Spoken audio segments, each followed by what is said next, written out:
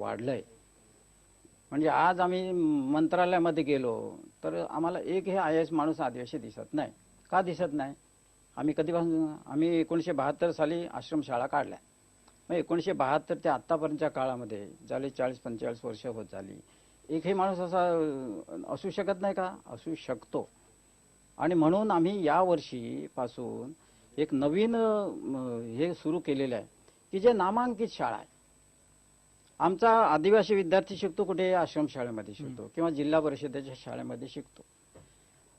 या मुलांना जर थोडं प्रोत्साहन दिलं, त्यांना चांगल्या प्रकारच्या अशा प्रकारच्या दर्जेदार शिक्षणाच्या संधी उपलब्ध करून दिल्या तर ही मुलं सुद्धा पुढे जाऊ शकतात. आणि म्हणून यावर्षी आम्ही निर्णय केला की 25,000 आदिवासी विद्यार्थ्यांना अशा प्रकारच्या नामांकित शाळेमध्ये, नामांकित शाळा म्हणजे ज्यांचा रिझल्ट दरवर्षी 100% लागतो, ज्याच्या शाळेमधला 10वीचा विद्यार्थी 90% 95% मार्क मिळवतो, 12वीला 90-95% मार्क मिळतो. आमचा मुलगा मिळू शकत नाही का? मिळू शकतो, पण त्याला तशी संधीच मिळाली नाही. म्हणून अशा प्रकारच्या नामांकित शाळा, स्टँडर्ड्स आणि त्या सर्व विद्यार्थ्यांची फी आदिवासी विकास भरणार आहे. बरोबर आहे. या योजनेबद्दल आपल्याला विष्णू सावरा यांना विचारायचं आहे. ही योजना यशस्वी होईल का असे अनेक प्रश्न देखील उपस्थित केले गेलेले होते. त्या शंका देखील आपण त्यांना विचारणार आहोत. मात्र एका छोट्याशा ब्रेक नंतर तुम्ही पाहत राहा मी मराठी न्यूज.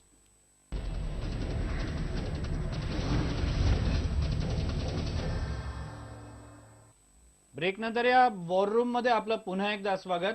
सावरा साहेब, तुम्ही ज्या योजनेचा उल्लेख केला ती योजना खरोखर यशस्वी होईल का? कारण नामांकित शाळांमध्ये आर्थिकदृष्ट्या जे मागासलेले आहेत त्यांना देखील शिक्षणाची तरतूद करण्यात आलेली होती, मात्र चांगल्या शाळा त्यांना अजूनही घेत नाहीत. असं असताना आदिवासी विद्यार्थ्यांना या शाळा कशा काय घेतील?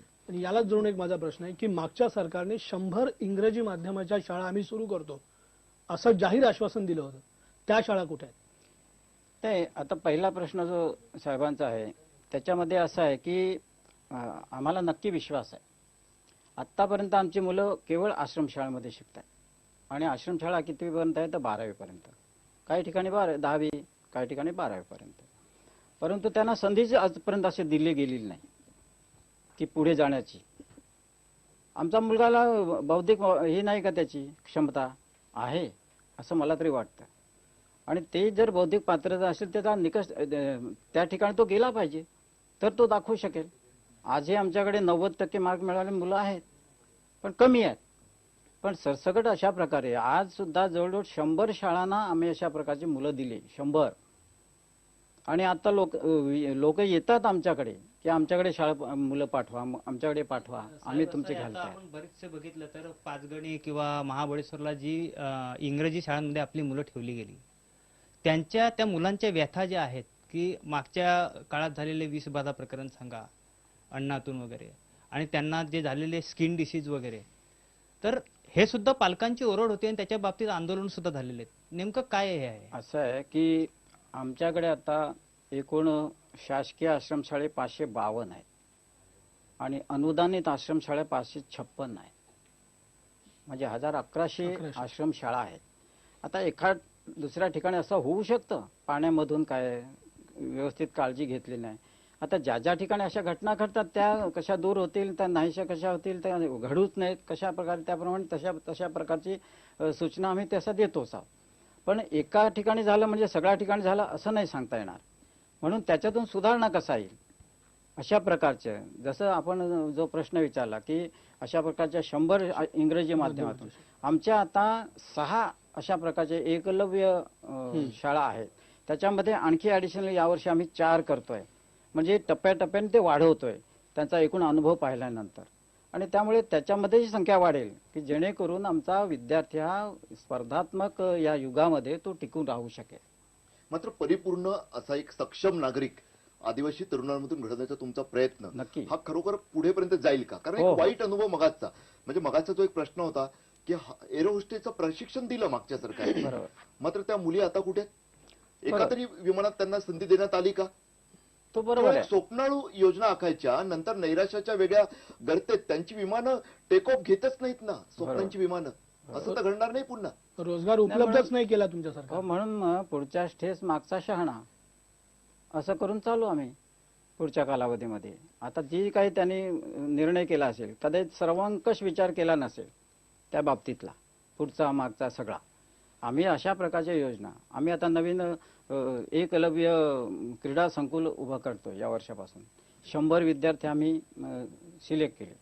आमच्या विद्यार्थ्यामध्ये, आमच्या आदिवासी या विद्यार्थ्यामध्ये जो काही नॅचरल गुण आहेत, काटकपणा, स्टॅमिना वगैरे अशा प्रकारचं, या मुलांना जर चांगल्या प्रकारे खेळामध्ये सुद्धा उत्तेजन दिलं तर ही मुलंच आपल्याला ऑलिम्पिकमध्ये घेऊन जातील ना, असा आम्हाला पूर्ण विश्वास आहे. म्हणून पालघरला आम्ही यावेळेला नवीन क्रीडा प्रबोधिनी सुरू करतोय.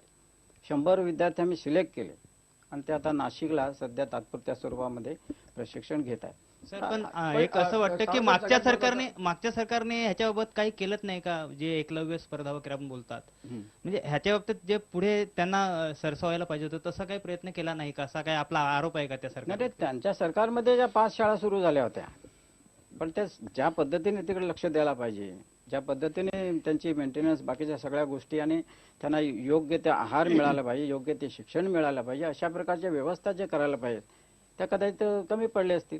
आम्ही त्याच्याकडे लक्ष दुसरा द्या. प्रश्न आहे. तुम्ही असं म्हणताय की मुलांना जे आहे ते चांगलं शिक्षण मिळालं पाहिजे, इंग्रजी माध्यमाचं शिक्षण मिळालं पाहिजे, पण अजूनही आदिवासी भागांमध्ये 2.5 किलोमीटर, 3 किलोमीटर, 5 किलोमीटर मुलं शाळेत चालत जातात. त्यांना त्यांच्या परिसरामध्ये शाळा उपलब्ध नाही, शाळांचा दर्जा खूप कमी आहे, त्यामुळे पटसंख्या नाहीये. अशा पद्धतीमध्ये तुम्ही स्वप्न दाखवते त्यांना इंग्लिश मीडियम मध्ये शिकवायची, गळतीचं प्रमाण 5% प्रमाण काय, तुम्ही 5% बेसिक लेवलवरती काय करणार सरकार म्हणून? नाही, बरोबर आहे ना. अशी ग्रामीण भागामध्ये, विशेषतः आदिवासी भागामध्ये अशी स्थिती आहे. जिल्हा परिषद शाळा आहे पण एकच शिक्षक आहे, 2च शिक्षक आहेत, ह्या सगळ्या गोष्टी आहेत. हे बरोबर, मान्य आहे. म्हणजे स्वप्न तुम्ही परंतु दाखवा. ह्या बदलणार कधी? आता आम्ही नवीन हाच जे सवाल आहे. सुरू केलंय, नवीन जे सुरू केले तर आम्ही 1लीला प्रवेश देतोय आणि 5वीला प्रवेश देतोय त्या नामांकित शाळेमध्ये. कदाचित काही वेळानंतर ह्याचा परिणाम होईल तिकडच्या शाळावरती, जिल्हा परिषद शाळेवरती, किंवा कदाचित आमच्या आश्रम शाळेमध्ये सुद्धा त्याचा परिणाम होईल. परंतु आम्ही चांगल्यासाठी करतोय. ही मुलं अशाच प्रकारे, गळतीचं प्रमाण मोठं आहे, ते कमी झालं पाहिजे. का प्रमाण कमी आहे तर त्यांना शिक्षणाची किती आवड असली तरी त्याला तशा प्रकारची सोय नाही, तशा प्रकारची व्यवस्था नाही. तालुक्याला व्यवस्था झाली पाहिजे. आम्ही आता तालुक्याला गेला विद्यार्थी त्याच्या राहण्याची व्यवस्था करतो, वसतिगृहाची सुरू करतोय. जिल्ह्याला गेला त्याची वसतिगृहाची सुरू करतोय. एवढंच नाही तर तो एखादा विद्यार्थी परदेशामध्ये जरी शिक्षण घ्यायचं असेल त्याला, तर त्याचीही व्यवस्था आमच्या या खात्यामध्ये आहे. ते तुम्ही व्यवस्था सगळ्या करता. तुम्ही आदिवासी मुलांसाठी वसतिगृह बनवता, त्या वसतिगृहाकडे कोणी लक्ष देत नाही. तुम्ही आश्रमशाळा बनवता, त्या आश्रमशाळेकडे कोणी लक्ष देत नाही. त्या मुलांना जे आहे ते चांगलं शिक्षण द्यायचं म्हणून तुम्ही प्रयत्न तर करता, पण नंतर तुम्ही केल्यानंतर बघत नाही, विसरून जाता की ती आदिवासी मुलं राहतात कशी, त्यांना बरोबर राहायला जागा आहे का, त्यांना खायला प्यायला मिळतंय का, त्यांची केअर घेतली जाते का, त्याच्याकडे तर सरकार लक्ष देत नाही. नाही, तसं नाही, लक्ष देत नाही असं नाही म्हणता येणार, लक्ष देतोय. पण मगाशी मी सांगितलं तसं की यंत्रणा ज्या पद्धतीने, ती यंत्रणा आमची कामाला लागली पाहिजे, ज्या उद्देशाने आम्ही करतो आहोत, ह्या आदिवासी विद्यार्थी जो सगळ्यात मागासलेला समाज आहे, या समाजाला कुठे ना कुठेतरी मुख्य प्रवाहामध्ये आणण्याचा आमचा प्रयत्न आहे सरकार म्हणून. पण तुम्ही पण ती यंत्रणा राबवणं तुमच्याच हातात आहे. आणि म्हणून ज्या ज्या ठिकाणी त्रुटी असतील त्या त्रुटी आम्ही दूर करू. तिथला वॉर्डन चांगला नसेल त्याला तशा प्रकारची सक्त ताकीद देऊ. तिथला शिक्षक नसेल तर शिक्षकाची भरती करू. परंतु तो मुलगा आला पाहिजे, शिकला पाहिजे, पुढे गेला पाहिजे, हीच आमची मनीषा आहे. पण एक परावलंबित्व वाटत नाही का? म्हणजे 5,000 कोटीचं बजेट, पुन्हा एकदा मी बजेटवर येतो, एवढं मोठं बजेट वाटतं आदिवासी विकास खात्याचं, मात्र ते खर्च शेवटी करावं लागतं वेगळ्या, म्हणजे पीडब्ल्यूडी सर्वात मोठा हिस्सा त्यातला घेते स्वतःकडे. आणि फार फार तर कॉन्क्रीटचे रस्ते आदिवासी पाड्यांपर्यंत बनवण्याचं घोषणा होतात, काही ठिकाणी दिसतात सुद्धा काही रस्ते बनलेले. मात्र त्या पलीकडे प्रत्यक्षात त्या योजनांची, म्हणजे तुम्ही बाकी आदिवासी जे ग्रामीण जिल्ह्यात ते तर सोडाच, मी मुंबईत येतो, मुंबई उपनगरात जिल्ह्यांमधील जे आदिवासी पड्या आहेत, आरेच्या जंगलातील, राष्ट्रीय उद्यानाच्या जंगलातील, तिकडे सुद्धा अनेकदा मुलांना मगाशी मयांक बोलला तसं अक्षरशः चालत जावं लागतं. कधी बसची सोय नाहीये, कधी शाळा जवळ नाहीये. हे मुंबईतल्या तरी आदिवासी पाड्यांचं, आरेच्या